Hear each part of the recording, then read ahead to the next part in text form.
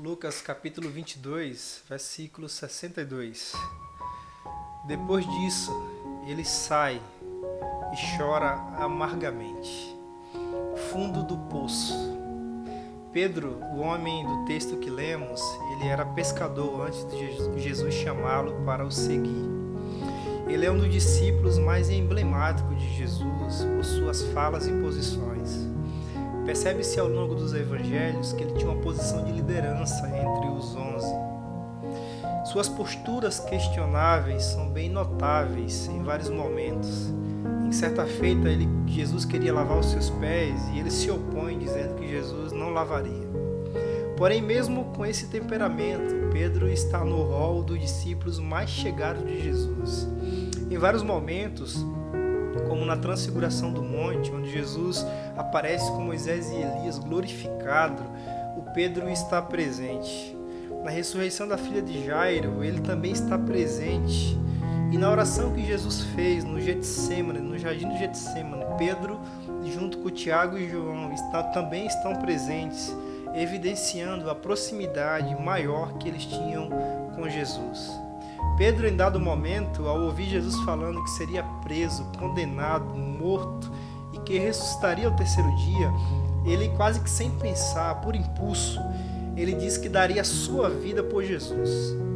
Aí João, no capítulo 13, versículo 38, diz: Então Jesus respondeu: Você dará a vida por mim?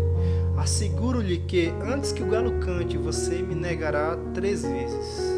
Jesus o avisa que naquela mesma noite em que ele fosse preso, Pedro o negaria 3 vezes. E após a prisão de Jesus, Pedro, que está presente, ele tira a espada que trazia e ele arranca a orelha do soldado romano Malco. E Jesus o repreende, cura o soldado e Pedro foge junto com os outros discípulos. Em seguida, após as 3 negações que Jesus disse que ele iria fazer, após as 3 negações de Pedro, o galo cantou. E em seguida, ao se deparar com o olhar de Jesus na sua direção, versículo 61 de Lucas 22, Lucas registra: saindo dali, ele chorou amargamente. Pedro literalmente chegou ao fundo do poço, e lá no fundo do poço ele chora amargamente. Esse olhar de Jesus na sua direção é aquele olhar de quem diz: eu te avisei, Pedro, que você não era tudo isso que você pensava. Eu te avisei que isso aconteceria, mas você nem ajuda pediu. A sua prepotência, a sua autoafirmação o levou a pecar e a fracassar. Porém, o mais lindo dessa história é que o fundo do poço não foi o fim para ele. De lá, daquele lugar de humilhação, de culpa, de vergonha, Jesus o busca e o traz de volta para ele. No capítulo 16, versículo 7 de Marcos, diz que as mulheres, ao verem o sepulcro vazio, após a ressurreição de Jesus, ouvem da boca do anjo que o Senhor havia ressuscitado e também recebem um recado. O anjo falou: avise aos discípulos e a Pedro que o Senhor vai adiante deles para a Galiléia. Jesus manda chamar Pedro para o encontro da ressurreição. Jesus o encontra pescando de novo e Jesus faz aquelas 3 perguntas tão conhecidas por nós: Pedro, tu me amas? Pedro, tu me amas? Pedro, tu me amas? É como se Jesus dissesse: você entendeu, Pedro, que estava enganado com relação ao seu amor por mim? Você entendeu que o único que morre por quem não merece sou eu, Pedro, não você? Só quem morre por gente que não merece, por gente que me nega, que me trai, que me vende, que me rejeita, que me abandona, sou eu, Pedro, não você. Agora que você se auto-percebeu e sabe que não é tudo isso que você achava que era, a gente pode começar a caminhar junto de novo. Agora pode vir comigo, apacenta o meu rebanho, apacenta os meus cordeirinhos. Agora você sabe que dependerá de mim o tempo todo e sem mim nada poderá fazer. Essa história nos ensina que é possível se recuperar da queda. Pedro se recuperou e foi um dos maiores apóstolos da Igreja de Jesus no primeiro século. Essa história de Pedro é a minha história, é a sua história, é a nossa história também.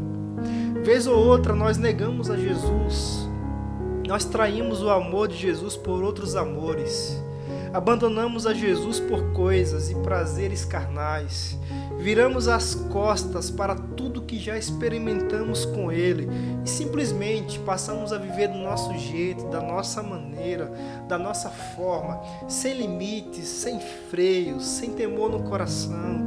Aí quando menos percebemos, estamos num beco sem saída, estamos no fundo do poço ou num chiqueiro, como o filho pródigo da parábola.